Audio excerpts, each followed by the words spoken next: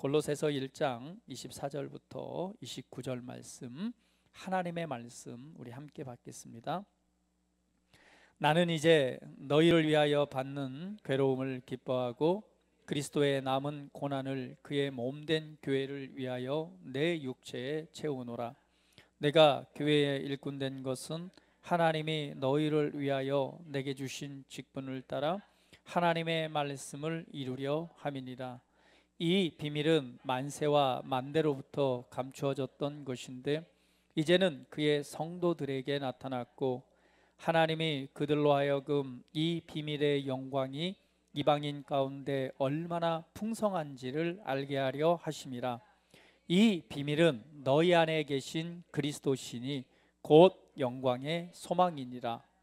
우리가 그를 전파하여 각 사람을 권하고 모든 지혜로 각 사람을 가르치면 각 사람을 그리스도 안에서 완전한 자로 세우려 함이니 이를 위하여 나도 내 속에서 능력으로 역사하시는 이의 역사를 따라 힘을 다하여 수고하노라. 아멘. 할렐루야. 주님의 이름을 찬양합니다. 오늘도 하나님께서 여러분에게 주시는 하나님의 음성을 듣는 시간 되시기를 축복합니다. 우리가 하나님 나라 안에서의 법칙이 있습니다. 우리가 그 법칙을 조금 이해할 필요가 있는데요, 그것은 하나님께서 우리에게 모든 것을 다 주셨다는 사실입니다. 할렐루야. 모든 것을 다 주셨습니다. 그리스도 예수 안에서 모든 것을 다 주셨습니다. 그런데 그 주신 것을 우리 삶에 유익이 되고 또 내 안에 유익이 되고 그러한 삶, 그러한 은혜가 우리 삶에 나타나기 위해서는요, 반드시 받아야 됩니다. 이 받는 것을 바로 믿음이라고 말합니다.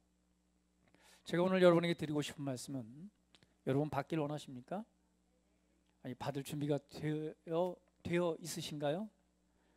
네, 항상 기대하십시오.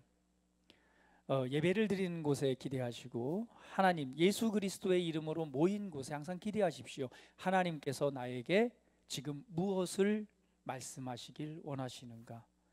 오늘 내게 어떤 위로와 어떤 힘과 어떤 은혜를 주길 원하시는가? 여러분 기대하신다면 그것을 취하게 될 것입니다. 그리고 하나님의 성령에 감동하시고 내게 주시는 하나님의 음성을 들을 것입니다. 네, 이것은요, 내 안에 역사하시는 하나님의 성령의 감동하심과 이곳에 임하시는 하나님의 성령의 은혜를 통해서 깨닫게 되고 알게 됩니다. 이거는 뭐 제가 말을 잘해서 여러분이 이해되고 설득되어져서 듣는 말이 아니라 하나님께서 여러분 각자에게 감동하시는 하나님의 음성을 듣게 될 것입니다. 그 하나님의 영은요, 여러분의 생각과 여러분 마음을 왔다 갔다 하면서요, 생각나게 하고 연결하고 알게 하셔서 오늘 내게 필요한 말씀을 주시는 것입니다. 오늘 그러한 은혜가 여러분 가운데 충만하기를 축복합니다. 오늘은요, 만세로부터 영원, 여기 나오죠, 만세 만대 만대로부터 감추어진 비밀이라고 우리 27절에 말하고 있는데요, 그래서 영원 전부터 감추어져 있던 그 비밀에 관한 이 주제로 말씀 나누기를 원합니다. 이미 해답은 나와 있죠. 그런데 여러분, 이 말씀에서 보니까 만세와 만대로부터, 이제 이게 쉽게 표현하면 오늘 제목처럼 영원 전부터 모든 세대 가운데 감추어진 것이다 라는 표현입니다. 그러니까 영원 전부터 감추어져 있었고 모든 세대 가운데 감추어져 있었던 것이에요. 대단한 것이지 않나요? 성경의 표현이 만세와 만대, 그러니까 영원 전부터 지금까지 모든 세대, 인류가 존재하는 모든 세대 가운데 그냥 감추어져 있었어요. 그것을 비밀이라고 말합니다. 그런데 이 감추어졌던 비밀이 무엇이냐라고 오늘 해답을 말씀하고 있습니다. 그것은요, 너희 안에 계신 그리스도시다. 할렐루야. 오늘 이 주제의 말씀을 가지고 하나님의 은혜를 함께 살펴보기를 원합니다. 저는 항상 성경을 볼 때 하나님 아버지의 마음, 하나님의 큰 그림인 하나님의 아버지의 마음, 하나님의 뜻에 관해서 늘 이렇게 살펴보는 그런 관점을 가지고 성경을 봅니다. 하나님 아버지의 마음은 어떤 마음일까? 하나님 아버지의 그 뜻은 무엇일까? 성경은 말합니다. 하나님은 사랑이시다. 다시 한번, 하나님은 사랑이십니다. 우리 옆 사람 오시면서 하나님은 사랑이십니다. 예, 할렐루야. 하나님은 사랑 그 자체이십니다. 하나님으로부터 나오는 것은요, 선하고 아름다운 또 우리를 향한 하나님의 사랑입니다. 그 하나님께서 사랑 가운데서 바로 우리를 만드셨습니다. 사람을 만드셨죠. 그래서 성경에 보면 하나님의 형상, 하나님의 모습을 따라 사람을 만들었습니다. 굉장히 독특하죠. 모든 피조물 중에 하나님의 형상과 하나님의 모습이라고 하는 것은 두 가지 의미가 있어요. 한 가지는요, 외형적인 모습을 의미하고, 또 한 가지 의미는요, 하나님의 속성, 하나님의 본성을 의미합니다.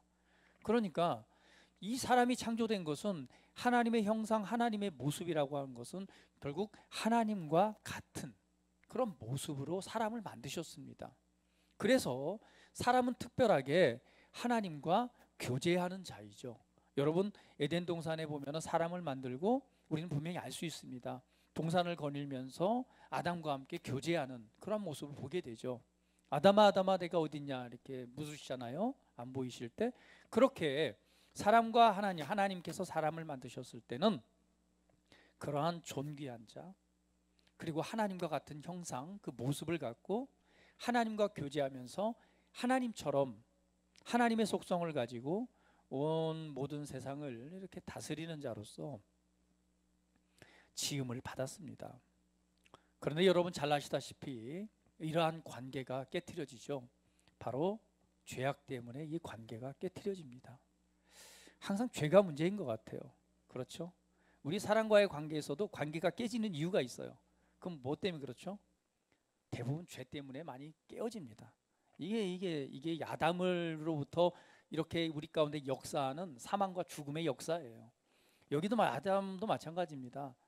이 죄로 인해서 그 관계가 깨어지죠. 그러나 하나님께서는 관계가 끝난 것으로 그친 것이 아니라 우리를 사랑하시기 때문에 원래의 모습, 하나님의 형상을 회복하시고자 하는 하나님의 계획이 있었습니다.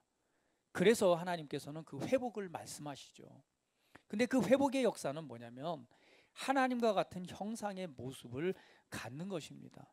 그래서 하나님은요, 언제나 이 사람과 함께 하기를 원하셨어요.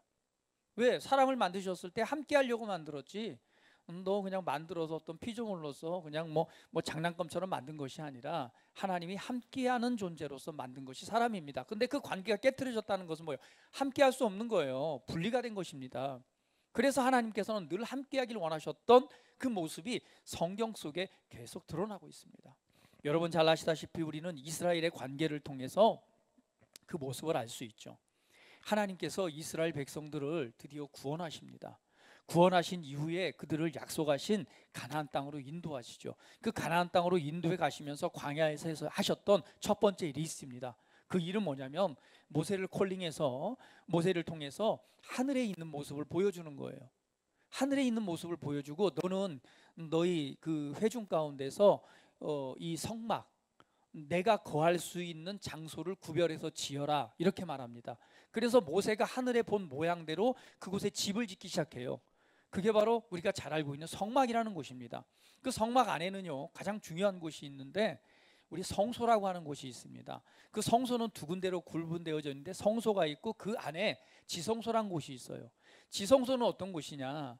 바로 언약궤, 법궤가 있는 곳이죠.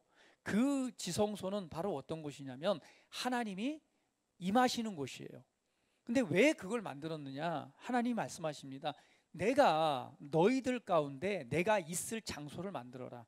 내가 그곳에서 너희를 만나주고 너희와 함께 하겠다는 거예요. 그래서 굉장히 특별하고 구별된 장소인 이 지성소라고 하는 장소가 바로 성막 안에 있는 장소입니다. 그곳은 하나님이 이스라엘 백성과 실제적으로 함께 있고 그곳에 거하겠다라고 하신 장소가 바로 지성소예요. 그래서 얼마만큼 특별한 곳이냐? 아무나 들어갈 수가 없어요. 오직 누구만 들어갈 수 있어요? 딱 한 번, 1년에 한 번 대제사장이 대속죄 이래 이스라엘 온 인류의 죄를 속죄하기 위해서 단 한 번 들어갈 수 있습니다. 그것도요, 그곳에 들어갈 때 혹여나 죄로 인해서 죽을 수 있기 때문에 만약에 그 안에서 사람이 죽었어요. 제사장이 들어갔다가 죽으면 어떻게 해요? 그 시신을 꺼내기 위해서 들어갈 수가 없는 거예요. 왜? 거기는 하나님의 임재가 있는 곳, 그러니까 사람과의 관계가 끊어진 상태이기 때문에 하나님 앞에 가까이 갈 수가 없습니다. 그래서 이 그 옷술에다가 방울을 달고요, 그리고 발에다가 밧줄을 묶어요. 왜? 혹여나 죽으면 어때요? 끄집어내야죠.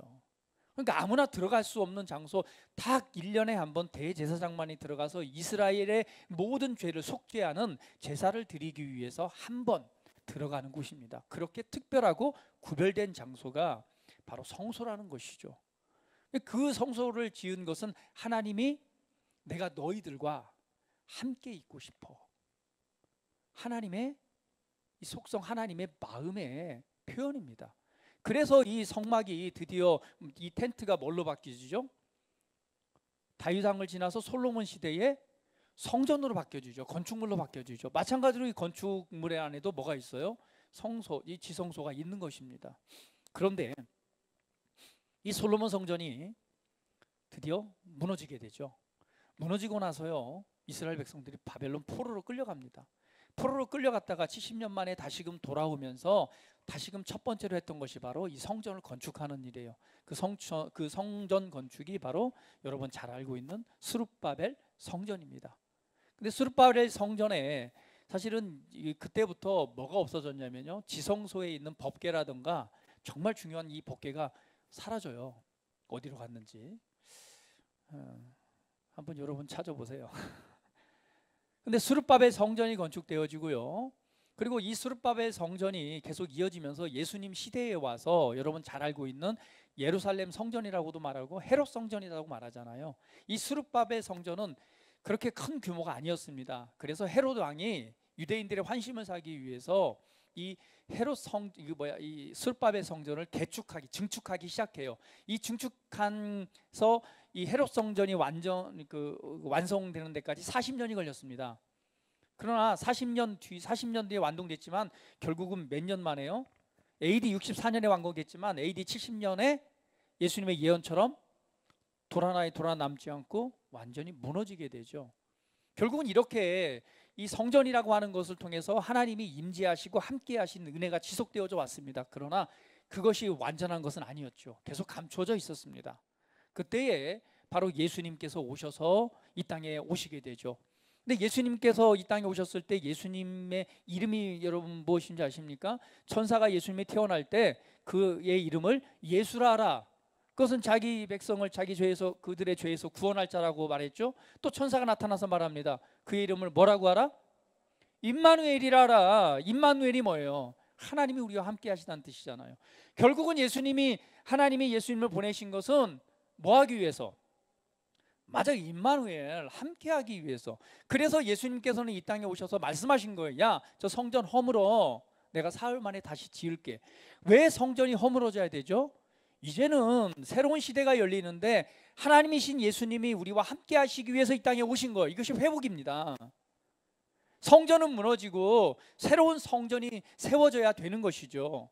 그래서 예수님께서 이 땅에 오셔서 하나님과의 깨어진 관계를 회복하기 위해서, 죄로 인해서 깨어진 관계를 회복하기 위해서 하나님이 아들이신 예수님이 바로 속죄 제물이 되신 것입니다. 그것을 우리는 속량이라고 말합니다. 값을 지불하신 것이죠. 예수님이 대신 그 값을 지불하심으로 말미암아 바로 이 죄의 문제를 해결하시고 바로 회복하시는데, 그 회복은 뭐라고 그랬어요? 하나님의 형상의 회복입니다. 할렐루야. 하나님의 형상의 회복이에요. 그 하나님의 형상의 회복은 뭐냐? 하나님과 같은 존재가 되게 하시는 거예요. 놀랍지 않습니까? 그냥 단순히 전능하신 하나님께서 그냥 구덩이에 빠져서 죽어가는 우리를 단순히 건져내신 것, 이 정도가 아닙니다. 그 회복은요, 구원이라고 하는 것은요, 완전한 하나님의 형상에 대한 회복입니다. 하나님과 같은 존재예요. 그래서 우리를 뭐라고 말하냐? 하나님의 아들이라고 말하는 거예요. 그 아들이라는 그 단어를 보면요, 친자식. 실제 아들이라는 거예요. 여러분, 아들이 어떻게 아들이 돼요? 그거는요, 그와 같은 존재니까 아들이 되는 거예요. 그래서 우리를 하나님의 백성을 넘어서서 하나님의 가족이요 하나님의 아들이라고 말하는 거예요. 그래서 이 첼렘이라고 하는 형상의 회복은요, 하나님의 아들이 되어지는 것이에요. 로마서에서 보면은 모든 만물이 고대하는 거예요. 왜 고대해요? 하나님의 아들들이 나타나기를. 하나님의 아들이라고 표현 안 했습니다. 하나님의 아들들이라고 말하는 거예요. 하나님의 아들은 예수님이죠. 그분은 장자가 되신다고 그랬고, 뭐 그 족보를 따지자면 예수님은 우리의 형님이 되시는 거죠. 우리를 하나님의, 그래서 모든 만물 피조물들이요, 하나님의 아들들이 드러나기를 고대한다고 그래요. 고대. 피조물들은 기다리고 있었어요. 그것이 바로 형상에 대한 회복인데, 바로 예수님의 속량을 통해서 누가요?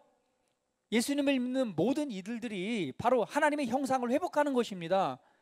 그것이 바로 하나님의 곧 하나님의 아들들이 되는 것이에요. 그래서 예수님께서 이 땅에 오셔서 정말 하나님 아버지를 향해서 그 기도했던 모습을 우리가 말씀을 통해 볼 수 있습니다. 한번 보도록 할까요? 요한복음 17장 21절. 자, 같이 한번 읽어봅니다. 아버지여, 아버지께서 내 안에 내가 아버지 안에 있는 것 같이 그들도 다 하나가 되어 우리 안에 있게 하사 세상으로 아버지께서 나를 보내신 것을 믿게 하옵소서. 여러분 잘 보세요. 여기에서 아버지요, 아버지께서 내 안에 내가 아버지 안에, 그러니까 예수님의 정체성에 대해서 보여주고 있는 거예요. 예수님은 완전한 사람이셨지만 또한 하나님의 아들로 이 땅에 오셨습니다. 근데 예수님이 표현하기를 이렇게 말하는 거죠. 아버지께서, 하나님 아버지께서 내 안에 계세요. 그리고 내가 아버지 안에 있습니다. 이러한 것처럼 누구도, 우리도 하나가 되어서 우리들 안에 있게 하사. 놀라운 말씀입니다. 이 기도 내용을 보면요, 정말 놀라워요. 그 예수님께서 하나님의 아들로서 이 땅에 존재하셨잖아요. 그 아들로서 존재하는 하나님의 아들이셨던 것은 하나님 아버지가 예수님 안에, 예수님이 하나님 아버지 안에, 그런 것처럼 우리들도 그 하나님 아버지 안에 있게 하시고, 또 봅니다. 22절 말씀 같이 계속 읽어볼게요. 내가 주신 영광을 내가 그들에게 주었사오며. 내게 주신, 하나님께서 예수님에게 주신 영광을 예수님은 그대로 누구에게 주었어요? 아버지께서 하신 것처럼 누구에게요? 나에게요. 다시 한번 해봅니다. 누구에게요? 나에게요. 정말 이건 놀라운 지금 은혜를 나누고 있는 것입니다. 자, 또 말씀 보도록 할게요. 이는 우리가 하나 된 것 같이 그들도 하나가 되게 하려 합니다. 하나님 아버지가 예수님과 하나님 아버지가 하나인 것처럼, 하나님께서 예수님에게 영광을 주셨듯이 나도 누구에게, 사람에게 영광을 줘서, 누구와? 하나님과 예수님과, 그리고 내가 하나 되게 하기 위해서. 또 읽어봅니다. 요한복음 17장 23절. 곧 내가 그들 안에 있고 아버지께서 내 안에 계시어 그들로 온전함을 이루어 하나가 되게 하려 함은 아버지께서 나를 보내신 것과 또 나를 사랑하심 같이 그들도 사랑하신 것을 세상으로 알게 하려 함이로소이다 라고 표현합니다. 내가 그들 안에 있고 아버지께서 내 안에 계시고 그들로 온전함을 이루어 하나가 되니까, 그러니까 우리가 온전해지는 것은 뭐예요? 하나님과 하나 되는 것입니다. 결국은 우리를 하나님과 하나 되게 하셔서 세상으로 하여금 알게 하는 거예요. 하나님의 아들들이 드러나고 나타났다고. 자, 24절 말씀 계속 읽어봅니다. 아버지여, 내게 주신 자도 나 있는 곳에 나와 함께 있어 아버지께서 창세전부터 나를 사랑하심으로 내게 주신 나의 영광을 그들로 보여하기를 원합니다. 내게 주신 자도 나 있는 곳에 함께 있어서, 예수님이 있는 곳에 함께 있음으로 말미암아 창세전부터 하나님이 나를 사랑하셨듯이 오늘 내게 주신 그 영광을 우리로 보게 하길 원하신다라고 하는 것이 예수님이 십자가에 달리시기 전에 하신 기도 내용입니다. 하나님 아버지 앞에 십자가에 달리시기 전에 하신 기도예요. 이 기도 내용대로 예수님께서는 십자가에 달리셔서 속량의 값을 지불하셨습니다. 그것을 통해서 무엇을 이루신 거예요?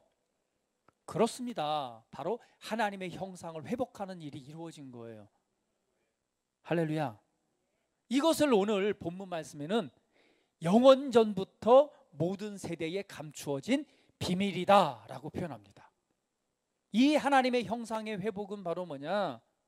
다시 한번 오늘 본문 말씀 읽어볼까요? 27절 말씀입니다. 우리 한 번 더 하나님의 말씀 같이 읽어봅니다. 골로새서 1장 27절 말씀 같이 읽어볼게요. 시작. 하나님이 그들로 하여금 이 비밀의 영광이 이방인 가운데 얼마나 풍성한지를 알게 하려 하심이라. 이 비밀은 너희 안에 계신 그리스도시니 곧 영광의 소망이시니라. 할렐루야. 영원 전부터 감추어진 비밀이 나타났습니다. 그것은 바로 저와 여러분 안에 계신 그리스도이십니다. 여러분 잘 생각해 보세요. 그리스도라고 하는 것, 그리스도가 우리 안에 계신데요. 오늘 예수님께서 그리스도가 되시잖아요. 그렇죠? 그 이름은 예수입니다. 그러나 그 이름을 우리가 예수 그리스도라고 합니다. 왜냐하면 그 안에 뭐가 계시니까? 그리스도가 계시니까요. 그리스도라고 하는 것은 기름 부음을 의미합니다. 그리고 그리스도는요, 성경을 여러분 잘 보세요. 예수라는 표현도 있고요, 예수 그리스도라는 표현도 있고, 그리고 그리스도라는 표현만 나타나는 데 있습니다. 근데 우리 안에 계신 분은요, 그리스도라고 말해요. 그것은 예수님 안에 있었던 기름 부음이고 결국은 성령님을 의미합니다. 그 예수님 안에 동일하게 역사하셨던 그 기름 부음, 바로 그 그리스도가 오늘 저와 여러분 안에 계시다는 거예요. 다른 말로 표현하면 이것입니다. 예수님이 이 땅에 그러하신 것 같이 우리도 그러한 자라는 거예요. 예수님이 하나님의 아들로서 이 땅에 존재하셨듯이 우리도 하나님의 형상이 회복되어져서 하나님의 아들로서 드러나고 나타난다는 것입니다. 다시 한번 내 안에 계신 그리스도. 다시 한번 내 안에 그리스도가 계십니다. 다시 한번 내 안에 그리스도가 계십니다. 우리 한 번 더 우리 입술로 고백하면서 나옵니다. 특별히 온라인으로 예배드리고 졸지 마시고, 자 다시 한번 같이 입술로 소리내서 하세요. 내 안에 그리스도가 계십니다. 다시 한번 내 안에 그리스도가 계십니다. 이것은 보통 일이 아닙니다. 하나님의 형상에 대한 회복입니다. 하나님의 아들에 대한 회복입니다. 다른 말로 하면요, 예수님께서 이 땅에 어떤 삶을 살아가셨는가? 예수님은요, 우리처럼 똑같이요, 아픔과 고통과 외로움과 때로는요, 그 어려움과 때로는 정말 예수님 말씀하시잖아요. 공중에 나는 새도 집이 있고 여우도 굴도 있지만 나는 내 몸 하나 누일 곳도 없다. 그렇지만 그 예수님은 이 땅에서 누구보다도요, 하나님의 기쁨으로 충만했고 하나님의 평안으로 충만했고 하나님의 임재 안에서 모든 것을 행할 수 있는 능력 있는 삶을 살아가셨습니다. 그렇게 사실 수 있었던 비결이 있어요. 그것은요, 그 안에 계신 그리스도이십니다. 예수님은 그리스도시고 그 안에 기름 부으심이 있기 때문에 그래요. 그런데 동일한 그 은혜가 지금 저와 여러분 안에 역사하고 있습니다. 이러한 삶은요, 이러한 것은요, 우리도 우리의 환경과 주변의 어떤 일들, 여기서 폭탄이 터지고 저기서 뻥뻥 폭탄이 터지고 문제가 생기더라도요, 영향받지 않는, 도리어 하나님의 임재와 그분의 충만함에서 삶을 살아갈 수 있는, 그곳에 하나님의 영광을 나타낼 수 있는 그런 자의 삶을 살아갈 수 있는 존재로 형상이 회복됐다라고 하는 사실입니다. 그런데 그런 은혜가 내게 주어졌는데요, 여러분 이렇게 지금 생각하고 이걸 아는 순간 여러분의 삶은 그와 같은 형상으로 변화됩니다. 다시 한번 내 그 말씀을 인식하는 순간 그러한 삶을 살아갑니다. 여러분, 제가 비밀을 말씀드릴게요. 왜 많은 그리스도인들이 그렇게 능력 있는 삶을 살아가지 못하는가? 그건 하나님의 나라의 그 영적 원리를 잘 모르기 때문에 그렇습니다. 여러분 삶에 왜 하나님의 그 영광이, 예수님처럼 예수님이 나타났던 그 영광이, 그 은혜가, 그러한 삶이 예수님을 닮아서 전진하지 못하는가? 그것은요, 제 비밀 하나 가르쳐 드릴게요.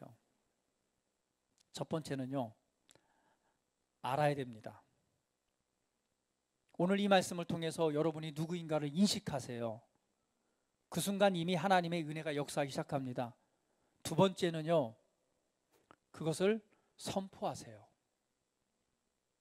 믿는 바를 선포할 때 역사하기 시작합니다. 다시 한번 우리 말해볼까요? 내 안에 그리스도가 사십니다. 하나님과 나는 하나입니다. 예수님과 나는 하나입니다. 내가 아버지 안에, 아버지가 내 안에, 우리는 하나입니다. 이것을 인식하고 말해낼 때에, 선포할 때에 여러분 삶에 그 은혜가 역사하기 시작합니다. 이거는 비밀입니다. 하나님의 영적 원리입니다. 그래서 여러분 삶에 첫 번째, 아는 자리에 나아가시고요. 두 번째, 아는 것을 선포하고 말해내는 믿음의 삶을 살아가십시오. 그러면 여러분 삶에 놀라운 변화가 역사하기 시작합니다. 여러분, 오늘 골로새서 2장 3절은요 이렇게 표현합니다. 같이 한번 읽어볼게요. 2장 3절 시작. 그 안에는 지혜와 지식의 모든 보화가 감추어져 있느니라. 그리스도 안에는요 지혜와 지식의 모든 보화가 감추어져 있습니다. 결국 하나님의 비밀인 그리스도가 우리 안에 계시고 그 안에 계신 그리스도는 우리에게 필요한 모든 지혜나 지식의 모든 보화. 여러분, 지혜나 지식과 그 모든 보화가 그 하나님 나라에서 필요할까요? 필요할까요? 필요 없겠죠. 우리 몸을 벗어나서 우리의 영이 주님의 임재 안에 들어갈 때는요 우리가 육신적인 제한을 받지 않습니다. 그 영 안에서는요 그냥 알아요. 하나님의 모든 것을 알고요, 주님을 보고요, 그 안에 하나님의 모든 것들을 이미 아는 그런 차원, 고차원적인 것으로 이 변화되기 때문에 거기에는요 지혜나 지식 이런 보화가 필요가 없습니다. 이 하나님의 지혜와 지식과 모든 보화가 감추어진 모든 비밀이 필요한 것은 이 땅에 필요한 거예요. 하나님이 성경을 주고 우리에게 말씀을 주시고 이것을 알게 하시는 것은 이 땅 가운데 하나님의 알들들로 드러나고 하나님의 알들들로 삶을 살아가라고 우리에게 주신 은혜입니다. 그러므로 우리 안에 계신 그리스도를 통해서 우리 삶에 필요한 지혜를, 우리 삶에 필요한 지식을, 우리 삶에 또 하나님의 의를 위해서 필요한 보화들을 캐내어서 나타내는 거죠. 할렐루야. 그래서 2절 말씀에 이렇게 말하는 거예요. 같이 한번 읽어볼게요. 이는 그들로 마음의 위안을 받고 사랑 안에서 연합하여 확실한 이해의 모든 풍성함과 하나님의 비밀인 그리스도를 깨닫게 하려 함이라. 그리스도를 깨닫게 하려 함이라. 그리스도를 아는 것입니다. 여러분은 그리스도를 얼마나 알고 계십니까? 그리스도를 얼마나 알고 계세요? 오늘 이 말씀을 바라보면서 여러분 지금 그리스도를 깨닫고 있는 것입니다. 그리스도를 아는 것만큼 우리 삶에, 그리고 내 삶에 그 모든 지혜를, 모든 지식을, 모든 은혜와 능력을 활용해서 저와 여러분의 삶을 변화시킬 수 있습니다. 단순히 변화돼서 하나님의 은혜를 누리는 정도가 아니에요. 여러분, 제가 그런 말씀을 간혹 드리는데요, 많은 사람들이 마이너스 인생을 살아갑니다. 그 다음에 제로 인생이 있고요, 플러스 인생이 있어요. 마이너스 인생은요, 하나님께서 내게 주신 그 은혜의 삶도 살지 못하는 걸 마이너스 인생이라고 말합니다. 기본적으로 하나님께서 우리에게 주신 그 은혜의 삶을 살아가는 게 이 제로 인생이에요. 우리는 제로 인생을 살아가라고 부르신 것은 아닙니다. 그러나 이 제로 인생만 살아가도 여러분 삶에요 정말 만족한 인생을 살아갑니다. 그러나 그거는요 하나님 입장에서 보면 제로 인생이에요.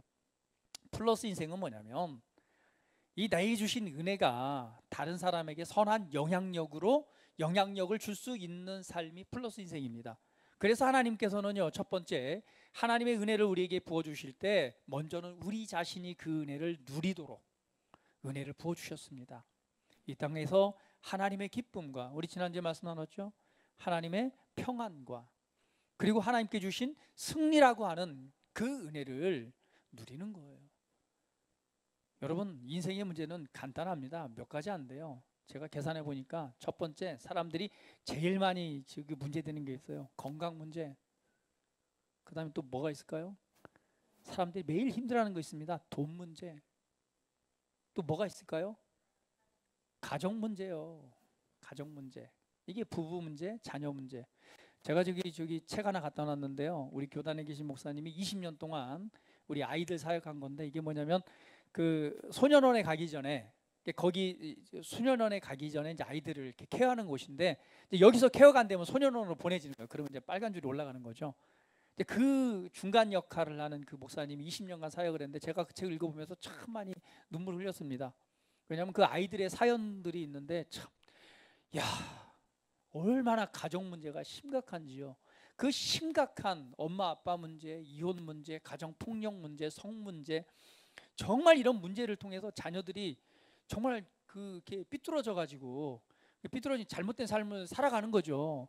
그냥 어린 나이에 가정을 벗어나서 그냥 범죄에 휘말리고, 그러한 아이들이 사랑도 받지 못하고 존중도 받지 못하고, 그러니까 범죄 속에 있다가 이제 드디어 저기 목사님을 만나서 처음으로 이제 그분들한테 사랑을 알게 되고 사랑을 공급받으면서 변화된 아이들. 그러나 그 사랑 가운데서도 변화되지 못하고 또다시 또 범죄의 소굴로 간 아이들. 저 보면서 참 심각할 정도로, 야, 정말 이렇게 어렵고 힘들게 사는 아이들이 있고 그런 가정들이 있구나, 이런 생각을 한번 해보게 됐습니다. 가정 문제죠. 그 다음에 어떤 문제예요? 관계의 문제. 사람과의 관계, 직장에서의 관계의 문제. 아마 이 범주 안에 우리 인생의 문제들은 다 들어가 있을 거예요.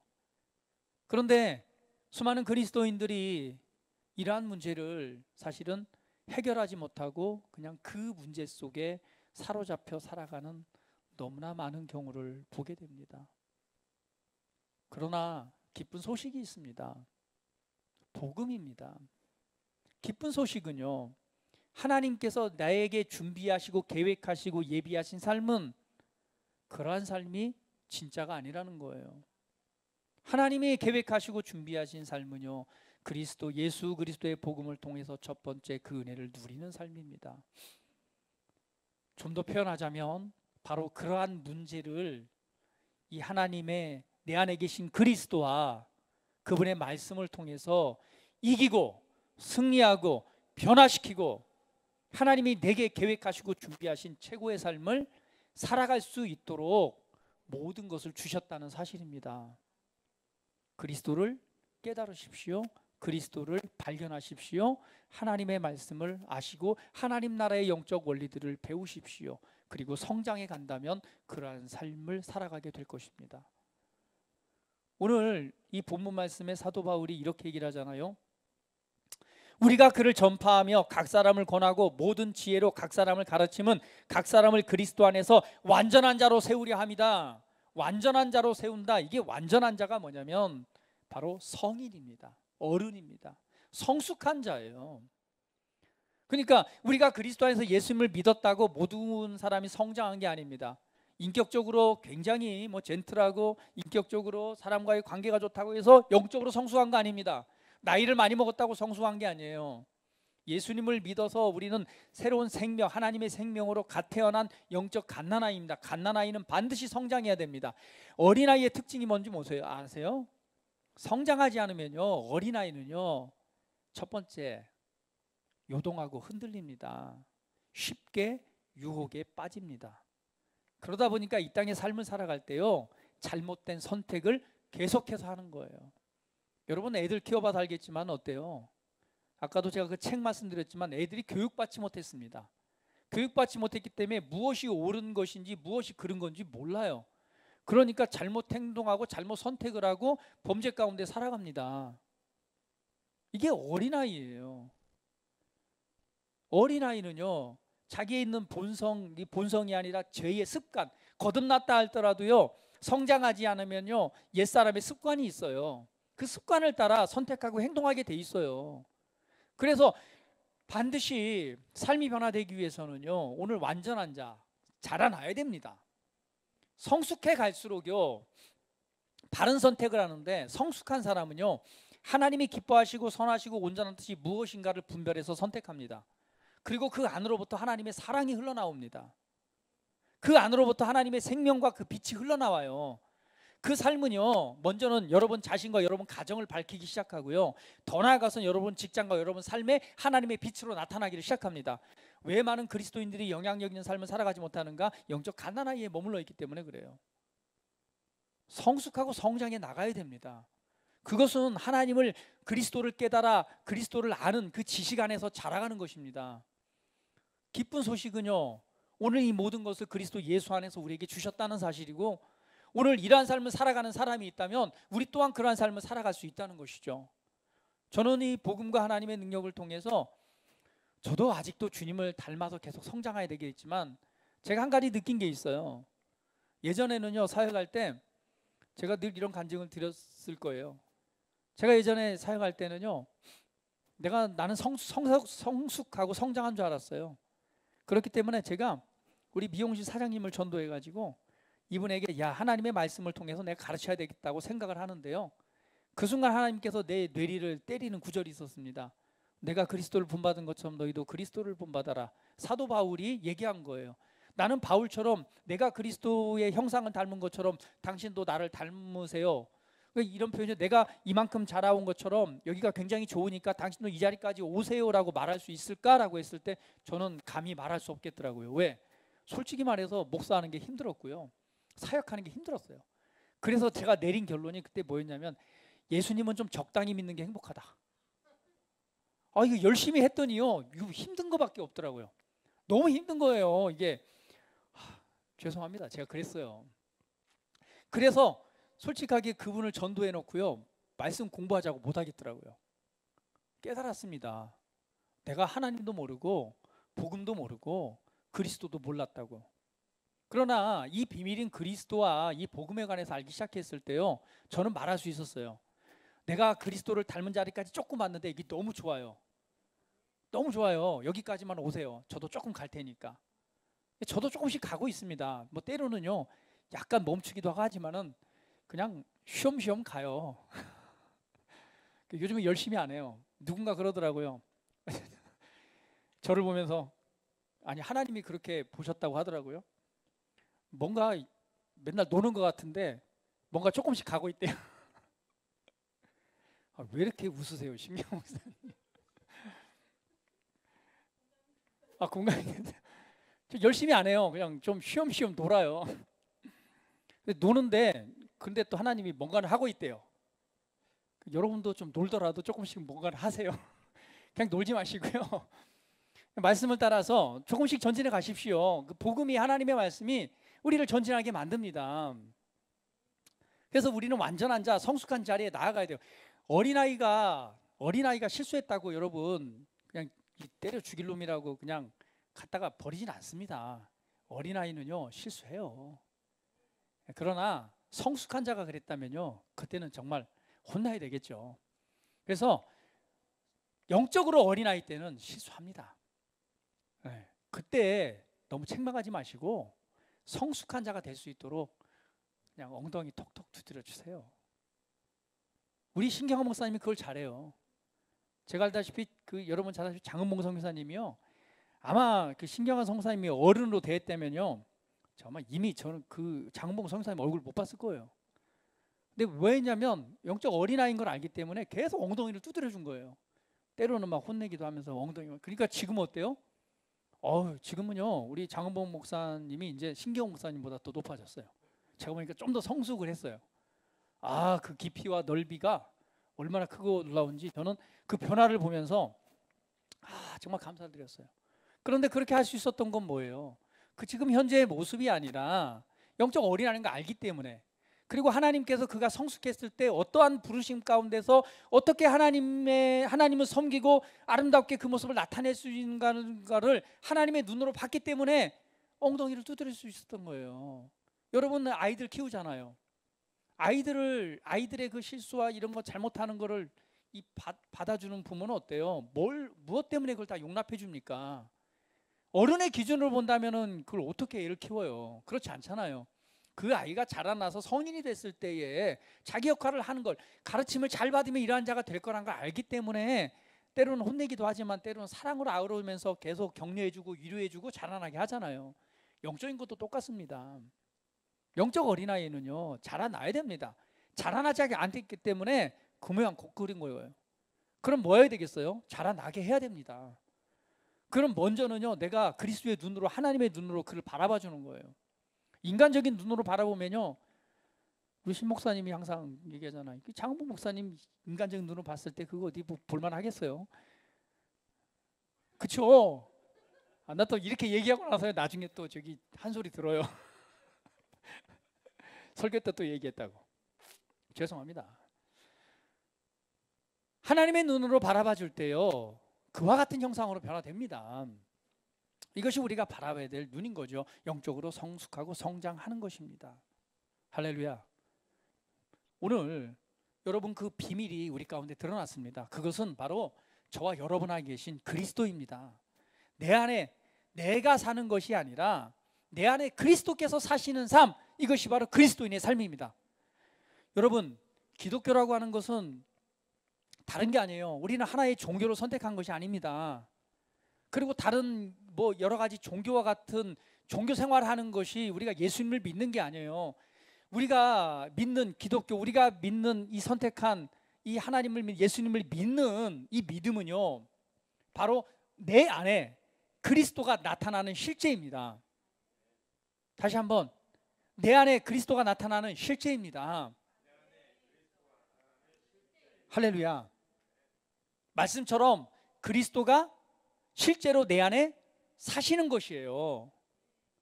그리스도가 실제로 내 안에 사시는 것입니다. 갈라디아서 2장 20절 말씀 한번 보도록 할까요? 같이 한번 읽어볼게요. 갈라디아서 2장 20절. 자, 같이 한번 읽어 시작. 내가 그리스도와 함께 십자가에 못 박혔나니 그런즉 이제는 내가 사는 것이 아니요 오직 내 안에 그리스도께서 사시는 것이라. 이제 내가 육체 가운데 사는 것은 나를 사랑하사 나를 위하여 자기 자신을 버리신 하나님의 아들을 믿는 믿음 안에서 사는 것이. 할렐루야. 내가 그리스도와 함께 십자가에 못 박혔대요. 이 얘기는요, 내가 그리스도와 함께 십자가에 못 박혀 죽었다는 얘기입니다. 한번 해볼까요? 나는 죽었습니다. 옆 사람 보시면서 너도 죽었어. 당신도 죽으셨어요. 아십니까? 다시 한번, 당신 죽은 자입니다. 이 죽은 걸로 끝났으면 참 우리가 너무나 가슴이 아프죠. 그러나 십자가에 못 박혔다는 건 우리가 죽었다는 의미입니다. 그리고 표현합니다. 이제는 내가 사는 것이 아니라 내 안에 그리스도께서 사시는 것이다.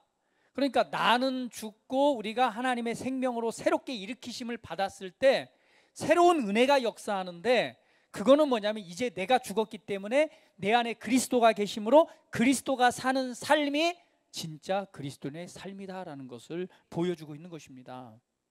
그리스도는 누구입니까? 그리스도는 인격입니다. 그리스도는요, 바로 예수님 안에 나타난 하나님의 신성이고 하나님의 충만함이고 하나님의 빛입니다. 그래서 성경은 그리스도에 대해서 표현하기를 만물 위에 계시고 모든 정사와 능력의 머리시다라고 말합니다. 그런데 그분이 바로 어디에 계시다? 내 안에 계신다. 그러면 그리스도인의 삶은 내 안에 계신 그리스도가 사는 삶이래요. 그러면 여기에서는 우리가 두 가지를 바라볼 수 있습니다. 내가 사는가, 내 안에 그리스도가 사는가. 여러분의 주인은 누구십니까? 우리 신경화 목사님의 주인은 누구십니까? 네, 대답하시면 그리스도이십니다. 많은 경우에는요, 내가 죽었다 다시 살았음에도 불구하고 내 안에 그리스도가 계심에도 불구하고 내가 주인 되어서 살아갑니다. 내가 주인 된 삶, 이거는요, 주인의 어떤 의도나 목적과 상관이 없어요. 한마디로 내 마음대로 사는 거예요. 내 마음의 주인도 나, 내 생각의 주인도 나. 내가 원하고 생각하고 원하는 대로 내가 주도하는 삶을 살아가는 것, 이것이 주인된 삶입니다.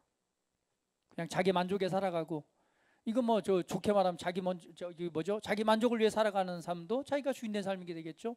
때로는 어떤 아픔과 고통과 괴로움 가운데 내 자신이 머물러 있는 그런 상태에 있을 수도 있습니다. 이때도 내가 주인된 삶은요, 그냥 그 마음을 붙들고 살아가는 거예요.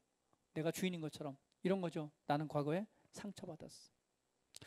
제가 가끔 설교에서 이렇게 신경화 목사님을 얘기하는 건, 신경화 목사님 상처받지 않습니다 라고 말하면 잘못된 거고, 상처는 받아요. 받지만 이전 것은 지나갔으니 보라 새 것이 되었도다. 늘 새로운 가운데 살아가기 때문에 제가 그냥 얘기하는 거예요. 할렐루야.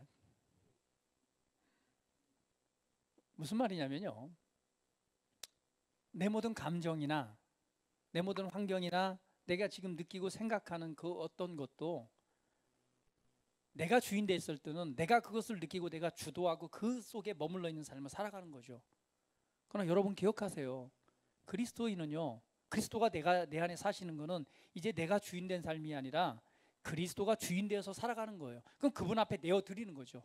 내 감정도 그분 앞에, 내 생각도 그분 앞에, 나의 계획도 그분 앞에. 여러분, 그 사도행전 2장 36절에 우리에게 분명히 이렇게 말씀하고 있어요. 예수님이 이 땅에 오신 목적에 대해서 뭐 여러 가지 측면이 있지만 이 부분도 한번 보길 원합니다. 2장 36절 같이 읽어볼게요. 자, 시작. 그런즉 이스라엘 온 집은 확실히 알지니 너희가 십자가에 못 박은 이 예수를 하나님이 주와 그리스도가 되게 하셨느니라. 주인과 그리스도가 되게 하셨느니라. 바로 주인이 되게 하셨습니다. 그럼 예수님이 이 땅에 오신 것은 우리의 주인 되시기에 오셨고, 우리의 주인이 되시기 위해서 오늘 내 안에 무엇으로? 그리스도로서 내 안에 계신 거예요. 그러면 이제는 그 주권을 내어드려야죠.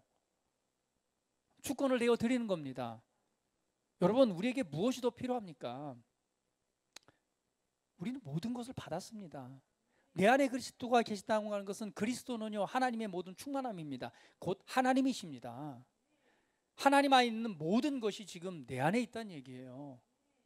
그러면 내가 그리스도를 인정하는 순간 우리의 상처도요, 아픔도요, 과거의 어떤 고통도요, 때로는 과거에 뭐 부모로부터 학대를 받고, 때로는 어려움을 당하고, 사람과의 관계가 있던, 또 상처가 있었던, 문제가 있었던 모든 것도요, 그 주권을 내어드리면 그분이 나를 치유하십니다.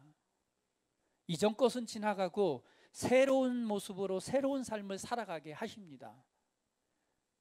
우리의 감정도, 우리의 연약함도 내 안에 그리스도가 살아가실 때요, 완벽한 치유와 회복이 일어납니다. 그런데 많은 경우에 그 부분을 그냥 내 것처럼 내가 붙들고 살아가려고 합니다. 이제 그 주인됨을 내어드리세요. 이제 내 인생은 내가 사는 것이 아니라 내 안에 그리스도가 사시는 것이다. 내가 주인된 삶은요, 제한된 삶을 살아가게 만듭니다.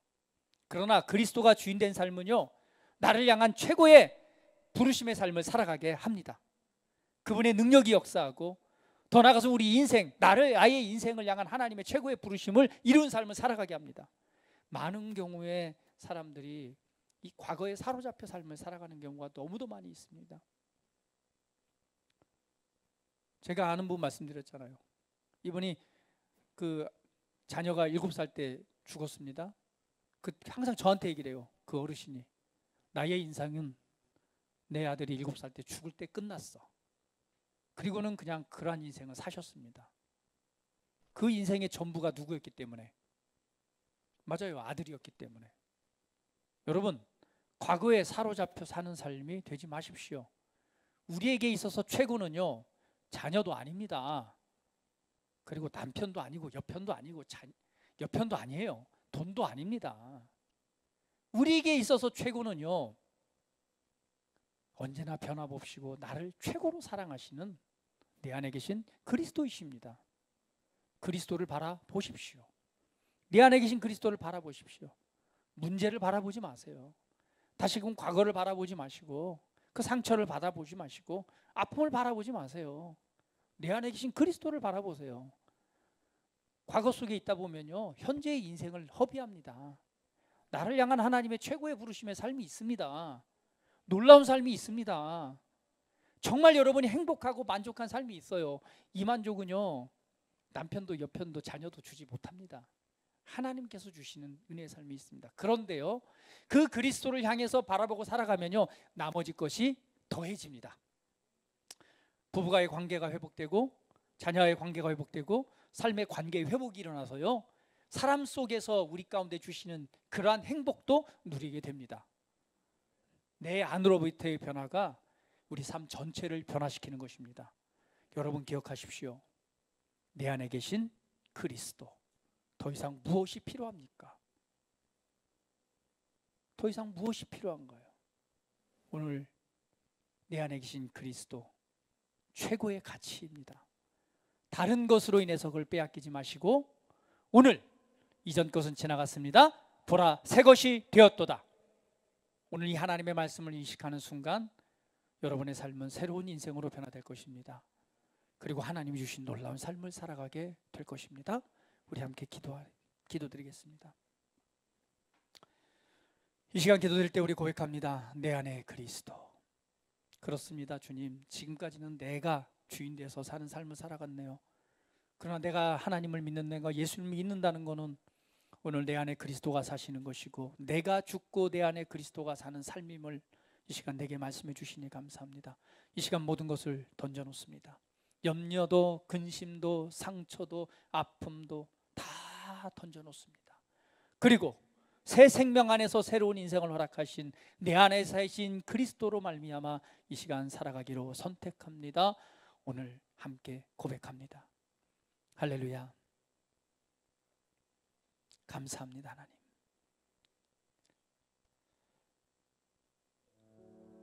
찬양합니다.